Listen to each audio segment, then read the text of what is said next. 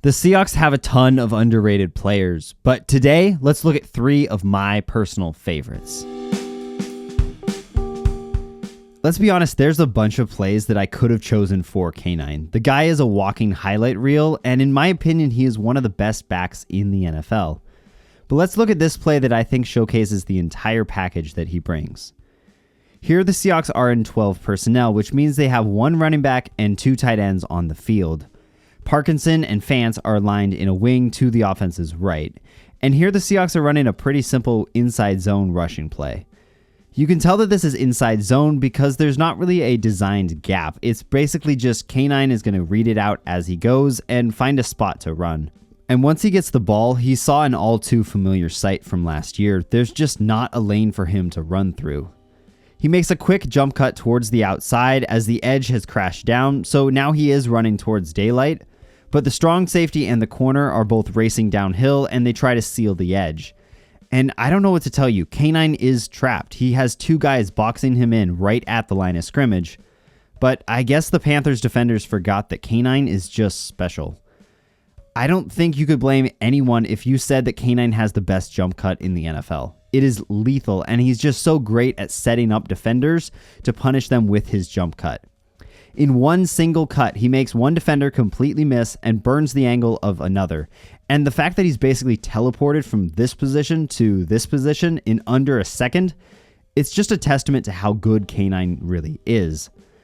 I love how Geno throws in his basketball screen to help spring K9, which he had to do quite a bit last year. Then K9 is able to show off the Jets as he slips another tackle with just his pure speed.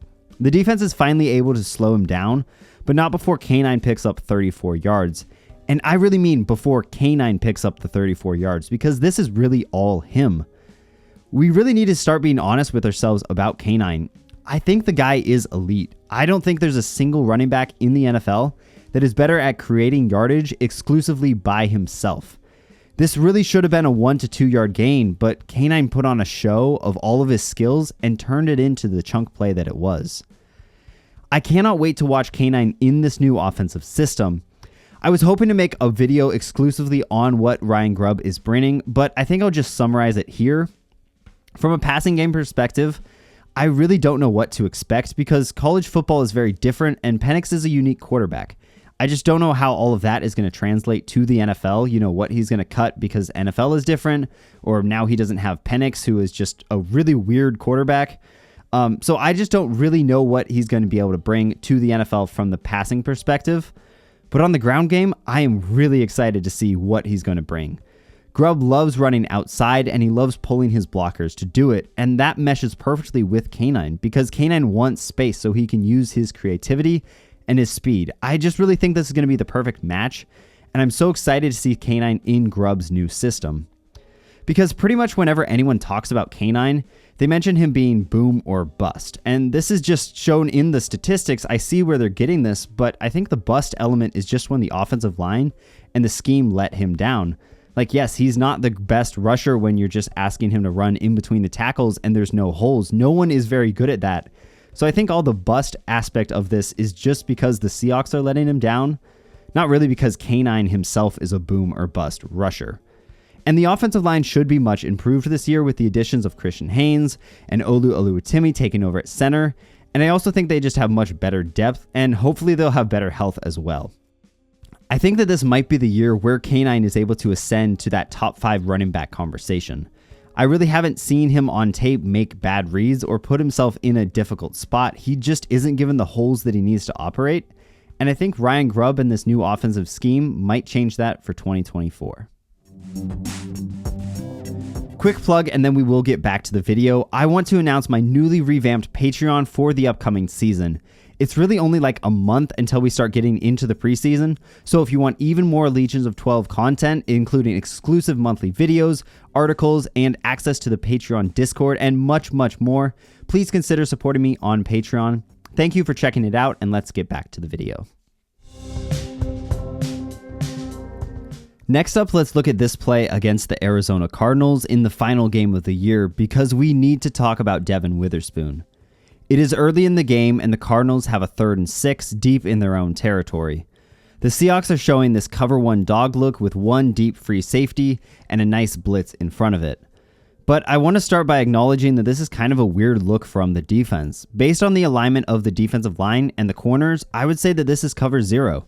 Cover zero is basically just an all-out blitz where you line everyone up on the line of scrimmage to blitz as fast as possible, and it's usually accompanied by playing off-man coverage on the back end because there's no deep safety in cover zero.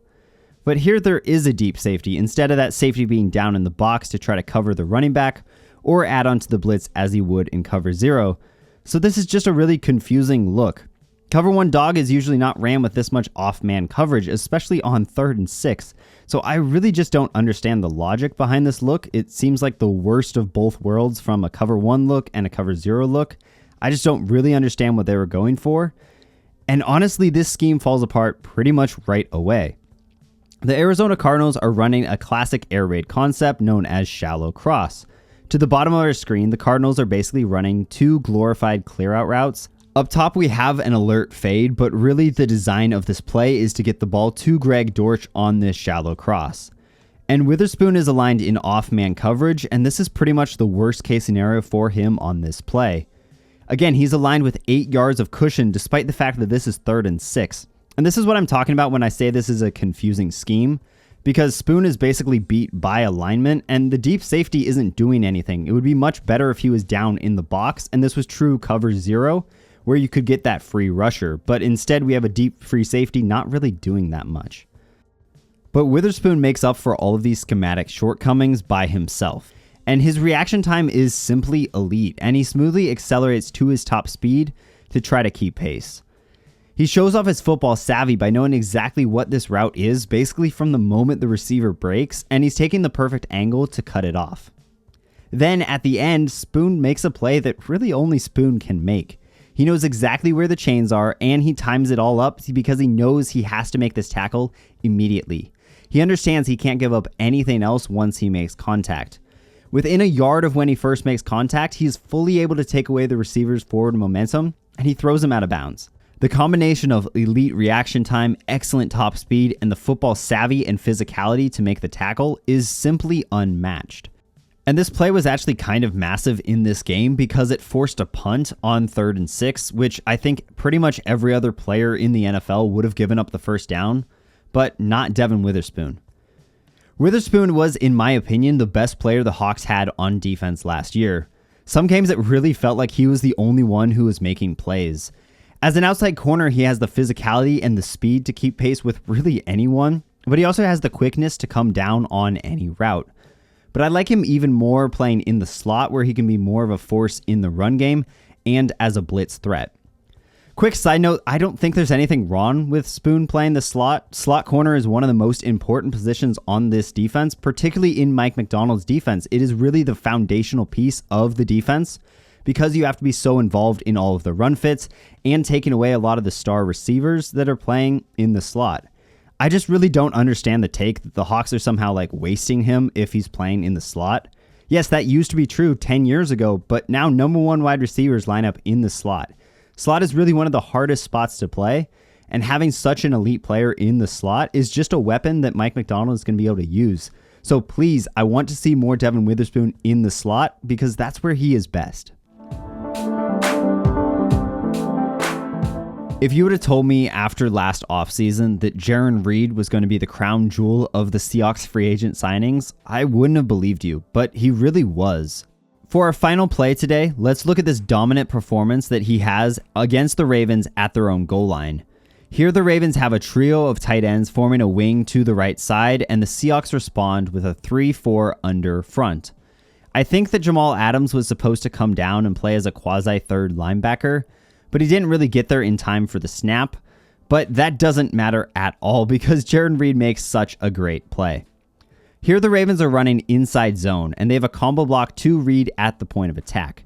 And the design of a combo block is to try to get as much displacement as you can on the first level defenders before you go up to the linebackers, but that just doesn't happen.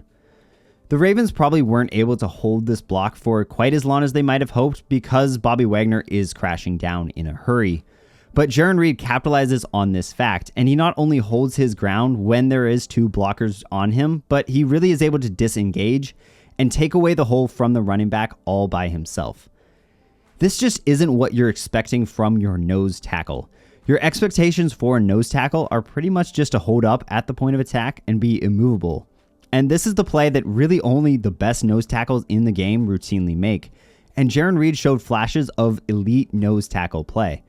Holding up against combo blocks and then disengaging to make the tackle is just an impressive play from any player. But Jarran Reed routinely made plays just like these. I do want to say that I think Jarran Reed is going to have a slightly different role this year because he really is a more undersized nose tackle. And I think last year he was really played as a true nose tackle, but I think Mike Macdonald is going to move him all over the place. With the signing of Jonathan Hankins, who is more of a true nose tackle, also drafting Byron Murphy, who played a lot of nose tackle in college, I think this year it's going to be more of a rotation, and he's going to get to play a lot of different spots along the defensive line. But I think Reed is going to thrive in that. Yes, he can definitely play nose tackle, but I want to see him at 3 technique where he can better use his quickness, and he won't have to face quite as many double teams. He absolutely has the athleticism to do it, and I just think that our interior defensive line rotation will be very flexible with everyone pretty much taking a turn at every single spot. I'm sure that you can tell, but I am really excited for the upcoming season, so if you are too, consider subscribing here on YouTube. I have really big plans, so to make sure that you don't miss a single video, click that subscribe button and the bell icon down below. Thank you so much for watching. My Patreon link is down in the description, and I will see you next time.